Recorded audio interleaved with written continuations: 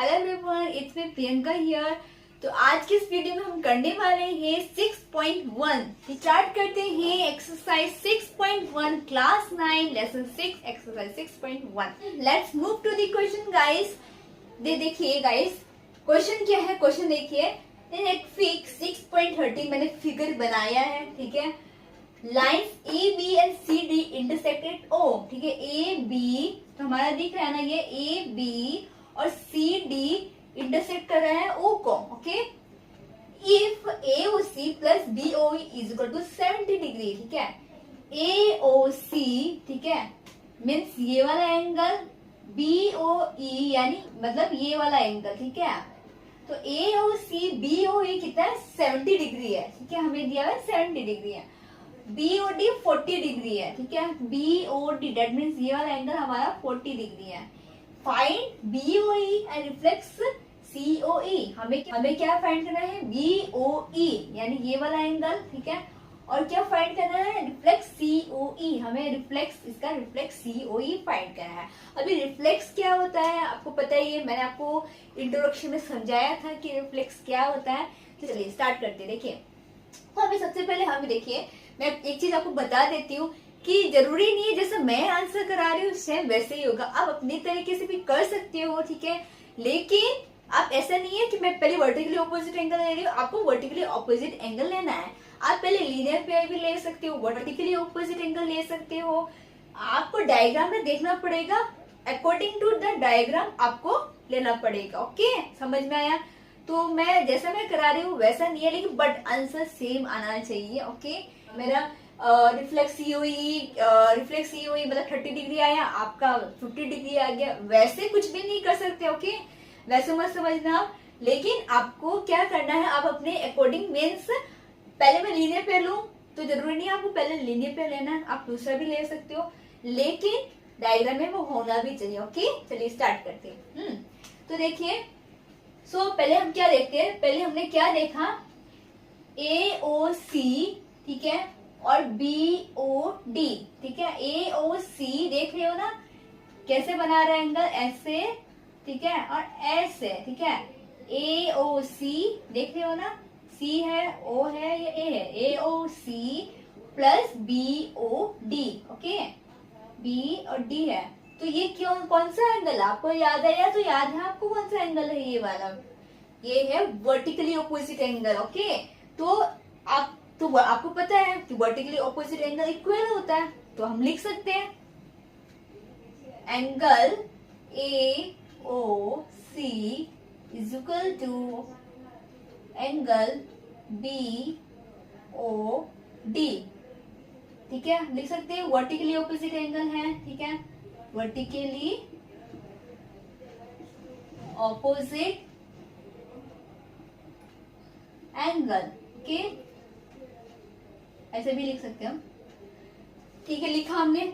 Sorry, थोड़ी रोशनी आ रही, मुझे पता है। अगर आप क्वेश्चन नहीं देख पा रहे हो ठीक से, तो मैं स्क्रीन पर क्वेश्चन दे देती हूँ। आपको भी पता है, बुक खोल के आप बैठे होंगे शायद, तो फिर भी मैं आपको स्क्रीन पर दे देती हूँ, ओके।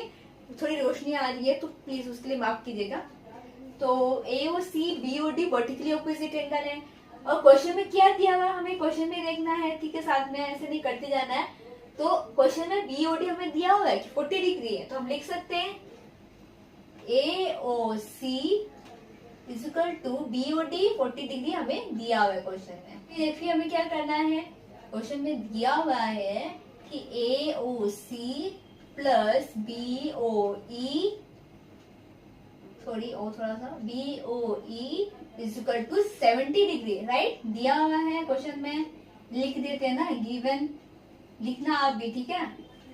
ए ओ सी 40 डिग्री दे दिया, बी ओ ई, ए ओ सी और बी ओ ई 70 डिग्री। अब आप बोलोगे बी ओ ई तो दिया हुआ है, मिलाकर 70 डिग्री, ओके, मिलाकर 70 डिग्री है, अलग से नहीं है। तो ए ओ सी 40 डिग्री दे दिया, बी ओ ई दे दिया हमने यहाँ पर 70 डिग्री, फिर देंगे B O E, angle B O E is equal to, आप बताइए आपको 70 डिग्री माइनस 40 डिग्री कितना होगा, 30 degree, right. AOC, COE and BOE, ये क्या लीनियर पेयर बना रहा है। तो आप लिख सकते हैं angle AOC plus COE plus BOE is equal to 180 degree. मैंने बोला था ना लीनियर पे 180 डिग्री होता है, लीनियर पे LP लिख दो आप। AOC और BOE हमें क्वेश्चन में दिया हुआ है कि AOC BOE दोनों मिलाकर 70 डिग्री है, तो हम लिख सकते हैं आराम से AOC BOE 70 डिग्री है। तो AOC और BOE 70 डिग्री है, तो हमने 70 डिग्री लिखा, ठीक है, plus C angle COE is equal to 180 degree.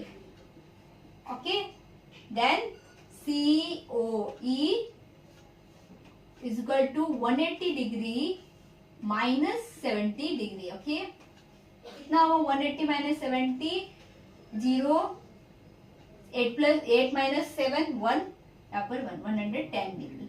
अब हमने COE निकाल लिया, लेकिन हमें रिफ्लेक्स COE निकालना है। इस रिफ्लेक्स COE निकालना है, खाली COE नहीं निकालना, रिफ्लेक्स COE क्वेश्चन में। तो रिफ्लेक्स मतलब क्या होता है आपको मैंने समझाया था इंट्रोडक्शन पार्ट में। अगर आपने वो वीडियो नहीं देखा है तो प्लीज डिस्क्रिप्शन बॉक्स में जाइए, जाके उस वीडियो को देखिए, ताकि आपको पता चले कि रिफ्लेक्स क्या होता है, लीनियर पेयर क्या होता है, आप सब कुछ आपको पता चले, एडजेसेंट एंगल, कॉरेस्पॉन्डिंग, बहुत कुछ होता है। आप पहले इंट्रोडक्शन देखो, थ्योरी पार्ट सीखो, फिर आपके लिए ये प्रैक्टिकल इजी हो जाएगा। ओके, सो मैंने वीडियो देख के रखा है, आप डिस्क्रिप्शन बॉक्स में जाओ और चेकआउट करो। चलिए फिर पहले कर लेते हैं। सो रिफ्लेक्स COE निकालना है। देखिए रिफ्लेक्स COE कौन सा एंगल है, ये वाला। Okay, right. लेकिन रिफ्लेक्स COE, जब भी रिफ्लेक्स की बात करें तो हमें अपोजिट एंगल भी हमें निकालना पड़ेगा, ठीक है। देखिए दैट मीन्स, देखिए तो ये एंगल है, ठीक है, इस एंगल, आपको एंगल देख रखा, अभी आपको बोला इस एंगल का रिफ्लेक्स निकालो, तो आप क्या करोगे, ये वाला इसका रिफ्लेक्स, ठीक है, इसका आपको एंगल पूरा कंप्लीट एंगल निकालना पड़ेगा, ठीक है। तो आप कैसे निकालोगे वो मैं आपको बताऊंगी। ओके, तो कैसे निकालेंगे reflex COE, reflex complete angle. Okay,